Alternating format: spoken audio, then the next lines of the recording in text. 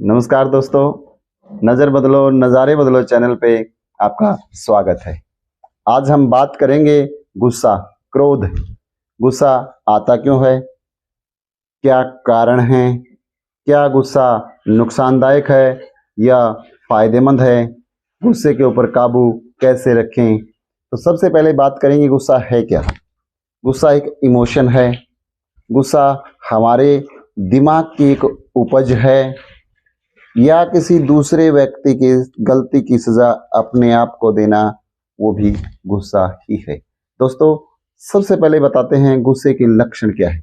गुस्से के अंदर हम ऐसे शब्द यूज करते हैं दूसरे के लिए जो उचित नहीं होते।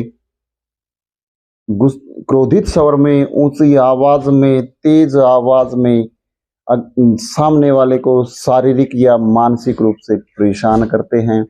ये उचित नहीं है।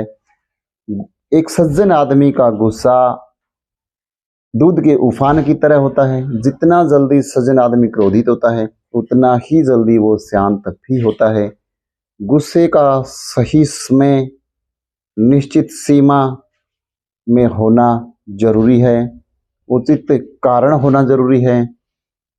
गुस्से को एक्सप्रेस करने का एक तरीका होता है। यदि गुस्से को एक्सप्रेस करने का तरीका सही है तो गुस्सा जायज़ है, और अगर गुस्से को एक्सप्रेस करने का तरीका गलत है तो गुस्सा होना भी गलत है। जैसे उदाहरण के तौर पे बताते हैं कि एक माँ का बेटा हॉस्पिटल के अंदर बीमार है, लेकिन उचित मेडिकल फैसिलिटी ना मिलने से, सही चिकित्सा ना मिलने की वजह से वो उसका बेटा एक्सपायर हो जाता है।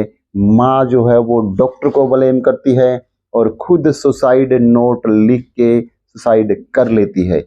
इसके पीछे उसका गुस्सा था, लेकिन उस माँ का जो गुस्सा दिखाने का तरीका था वो गलत था। दूसरी तरफ एक माँ का बेटा हॉस्पिटल के अंदर बीमार है, दूसरी माँ का बेटा भी हॉस्पिटल में बीमार है, लेकिन वो भी सही मेडिकल ट्रीटमेंट ना मिलने की वजह से एक्सपायर हो जाता है।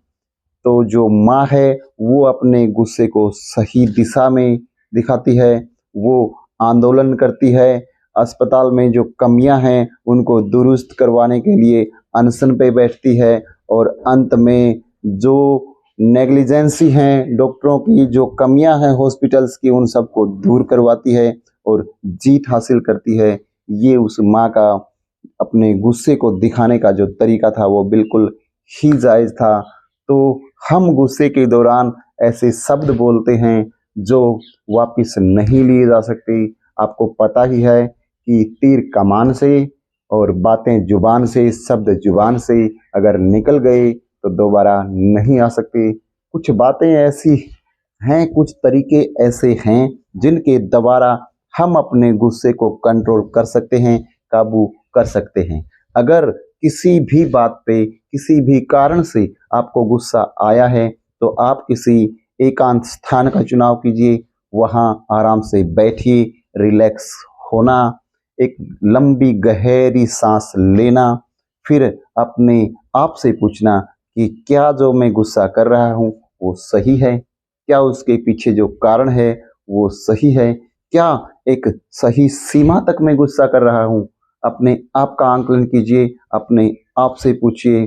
जितनी भी बार आपको दिन में गुस्सा आए उस सब का एक रिकॉर्ड कीजिए, एक डायरी में इंगित कीजिए और शाम को उसका अवलोकन कीजिए। शाम को आपको अनुमान होगा, आपको अंदेशा होगा, आपको पता चलेगा कि दिन में आपने कितनी बार आप क्रोधित हुए हैं। कहीं आप एडिक्टेड तो नहीं हो गए, कहीं आपको छोटी छोटी बात पे गुस्सा तो नहीं आ रहा है। इस प्रकार की जो घटनाएं हैं, गुस्से का एडिक्शन होना है, वो भी गलत है। मैंने पहले भी बताया है कि गुस्से का एक सही कारण होना चाहिए, एक निश्चित सीमा होनी चाहिए। ये जो है वो आपके परिवार को, आपके सोशल रिलेशनशिप को, समाज के अंदर जो हमारी रिलेशनशिप है उसको भी प्रभावित करता है, हमारे स्वास्थ्य को, हमारी मेंटेलिटी को भी प्रभावित करता है। मेरा आपसे फिर अनुरोध है कि अपने गुस्से को काबू में रखिए, अपने रिश्तों को बचाइए, अपने गुस्से के ऊपर पूर्ण रूप से आप नियंत्रण रखिए, नहीं तो आपका गुस्सा आपको नियंत्रित करेगा।